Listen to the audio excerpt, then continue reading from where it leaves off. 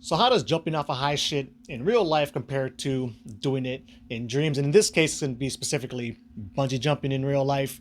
And if you've been following me for a while, you're probably well aware, but jumping off a high shit within my dreams is like my favorite thing to do. It's probably the number one thing I do for fun in my dreams most often. Like even it's even so much such an ingrained habit to me where very often, even like my non-lucid dreams, I'll just find myself doing that shit for fun. I'm just lucky enough where my guess my dreamy mind will serve me up that experience. And I actually made a post a while ago comparing skydiving in real life to like kind of doing the same thing within dreams.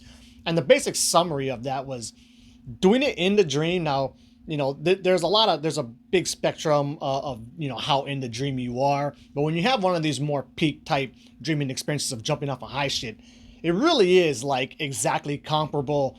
And in some cases, as I'll explain here, even better to do it in dreams, I found, than to do it in real life. So when I went bungee jumping up in New Zealand, or I guess down in New Zealand, is that the American dollar, right, is pretty strong over there. So I could afford to go jumping like multiple times if I wanted to, right? So I had two jumps lined up. I was anticipating if I had time to do it, just to do it like 4 or 5 times. If there wasn't a long line, I could just keep going and going and going. And so, the first time I went up, just to kind of like maximize the experience, I thought, well, fuck it, I'll just try and go backwards. And this is also like the type of bungee jumping where it's hooked up to your legs, not like the body harness. So you can't jump off and do flips and spins and shit when it's hooked onto your legs, right? You basically have, go off backwards or go off forwards. So I figured the trippier, scarier one would be to go backwards. That's what I wanted to do first. And it was fucking thrilling. It was very cool. One difference that I noted doing it in real life versus doing it in dreams is I was a bit more nervous, right, as I'm going up to the edge, as one would expect.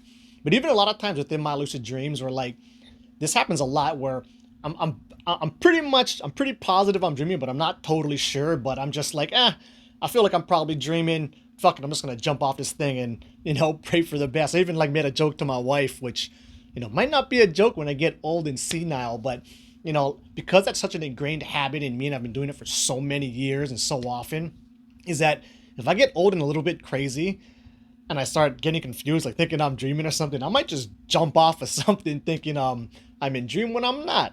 So hopefully that doesn't happen. But anyway, my point being is I was a little bit more nervous, which is a fun nervous, right? I actually enjoyed the increased kind of tension I had there before I took the leap.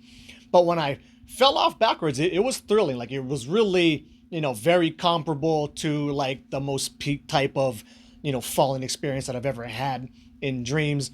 So I was super stoked to go up and try and do it the second time, right? So, there was no line. I basically just got to jump off, take the little boat thing as I jumped off a bridge, over like this river. Go walk right back up, hook myself up again, and I was jumping again, well under 10 minutes. I just went right back up there to do it again. So this time I thought, I'll try to go off forward this time just to see what is different. And I tried to jump out really, really far and, do whatever. But something I noticed is that the thrill I had the second time I jumped was way less than the thrill I had the first time I did it. And so this is why I think doing it in dreams actually can be, a lot better than doing it in real life, where it seemed like in real life, and it is kind of on my fault for going off backwards the first time, right? But it's like you have to keep upping the ante, to get that same thrill, which, is obvious when you think about it in real life terms, right? It's always like that.